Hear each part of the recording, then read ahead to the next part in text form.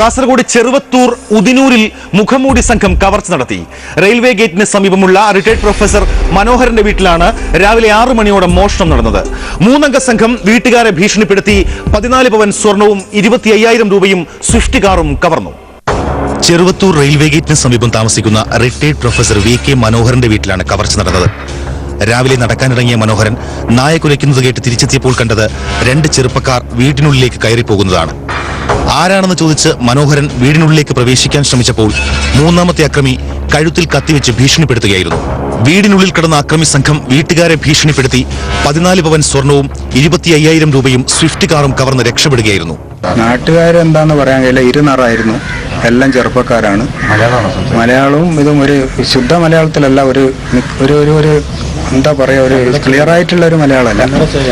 കന്നഡ ചൊവ്വ അങ്ങനെയൊന്നും തോന്നിയിട്ടില്ല, കന്നഡ ചൊവ്വയൊന്നും തോന്നിയിട്ടില്ല. പിന്നെ ഒരാളെ മുഖം ടവല് വെച്ച് കെട്ടിയിരുന്നു. അയാൾ വർത്താനമൊന്നും പറഞ്ഞിട്ടില്ല. ലാസ്റ്റിലാണ് അയാൾ വർത്താനം പറഞ്ഞത്.